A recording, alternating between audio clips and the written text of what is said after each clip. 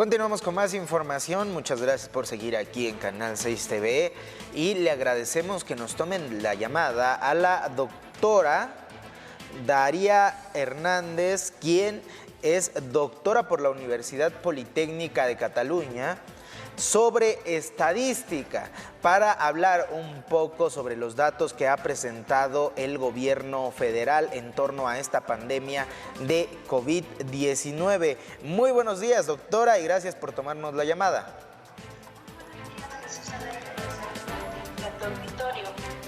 Bueno, para preguntarle inicialmente cómo se ha presentado este modelo Centinela y por qué desde un principio no era aplicable para la situación que se vive en nuestro país o en sí para esta pandemia. Sí, mira, el modelo Centinela ha sido utilizado en algunos otros estudios epidemiológicos. Sin embargo, en este caso del COVID-19, así como lo manifestó la Organización Mundial de la Salud, no es el más adecuado porque al estudiar la población, pues hay muchas incógnitas aún sobre el comportamiento, es una población muy nueva y entonces, aunque bien el modelo Centinela ha sido útil y funciona en otro tipo de estudios, en este caso, por la falta de conocimiento sobre la población que se está estudiando, pues no puede ser el más adecuado. Y es tan comprobado que muchos países pues no lo están utilizando, solo México. Y están haciendo pruebas. Claro, la mayoría de los países están haciendo pruebas. Por ejemplo, países muy exitosos como Islandia ha hecho 119,000 pruebas. 1 de cada 10 habitantes pues ha realizado sus pruebas, porque ¿cómo se mide para hacer un comparativo entre los países? ¿Cómo se mide la cantidad de pruebas? Es cuántas pruebas se hacen o hace el gobierno por cada millón de habitantes. En el caso, por ejemplo, de Noruega, hace 25,000 pruebas por cada millón. El mismo Estados Unidos, que sabemos que ha sido muy criticado porque empezó mucho tiempo después, hace 10,000 pruebas. Corea del Sur, también 10,000 pruebas. Chile hace 6,000, Perú 3,800. En cambio, nos preguntamos cuántas hace México. Hace 261 pruebas por cada millón de habitantes.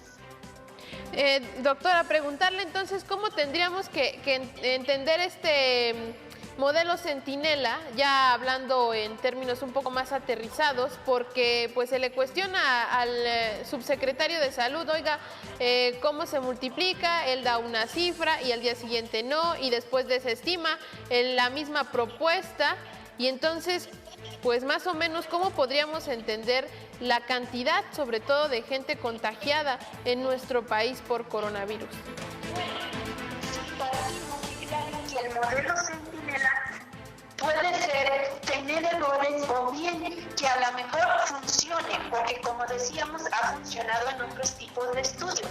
Sin embargo, el problema de la estimación el error no solo se presenta en las deficiencias que puede tener el modelo, sino en la forma como se han calculado los datos. Sí, porque también... Porque el factor de estimación o el factor de contagio se estimó con base en los datos las estimaciones proporcionadas por el modelo Centinela. Pero si se hubiera hecho o si hubieran aplicado las reglas elementales de la aritmética, el factor de contagio no es 8.3. Como bien lo demuestra el doctor en matemáticas, el profesor de la Universidad Autónoma de México, Arturo Alberti. Y entonces, ¿cuál sería más o menos? Porque entonces la probabilidad o las cifras serían todavía mayores, que eso también es algo que pues evidencia muy claramente la situación de contagio, porque recordaremos que también los mismos estados, en las mismas entidades, ha habido quejas, sobre todo en los sistemas de captación de datos de contagios. Claro, mira, voy a darte los datos así de manera muy sencilla para que se entienda dónde está el error. Del 22 al 28 de marzo, el número de casos estimados por el modelo Centinela, partiendo de que, como decíamos, fueran correctos, era de 26.519 personas infectadas. Y el número de personas reportadas, que son las que nos presentan a diario, eran de 846. Entonces, para sacar el factor de contagio, pues es 26.519 entre 846. ¿Cuál es el factor? 31.2724. Si tú multiplicas 31.2724 por 846, te da 26.519.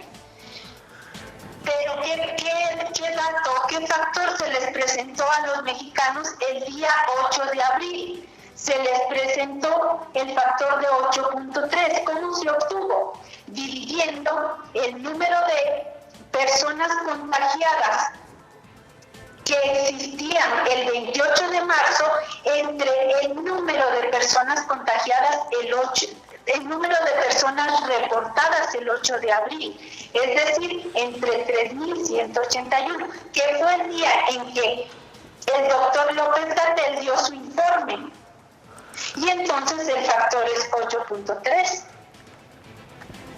Entonces se están tomando datos que no corresponden a las fechas, es decir, hay 12 días de diferencia. ¿Y qué conveniente es para el gobierno, pues finalmente decir que las cifras son menores? Representa pues algo muy claro en política, decir que vamos bien. Pero claro, en sí... Pues, hay mucha conveniencia. Es decir, a nivel nacional, pues es buscar que los mexicanos crean que las políticas que está aplicando el gobierno federal, pues son las más efectivas, y que a nivel mundial, pues somos un ejemplo. Pero pues todo esto lo que verdaderamente esconde pues es la magnitud y la gravedad del problema que tenemos en la crisis sanitaria, y sabemos que hoy muchas familias están padeciendo hambre. Si nosotros analizamos ya con respecto al factor, cuál es el nivel de contagio que según el gobierno federal existe, multiplicamos de acuerdo a los datos que se presentaron el día de ayer. Existen 24.905 casos reportados. Si los multiplicamos por 8.3, tenemos un estimado de 206.711. Pero si los multiplicamos por el cálculo de 31.3, tenemos 779.526 infectados. O sea que ya le estamos casi pegando al millón en una escala más o menos creíble, pues.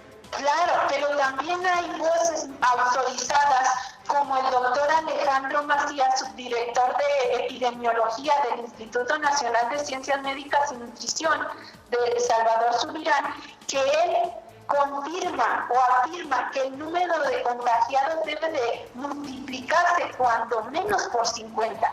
Y entonces, pues el dato es más de 1 millón de infectados.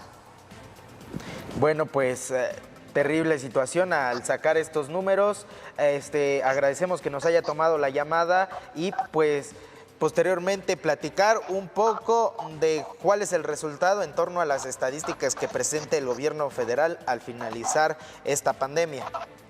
Muchas gracias.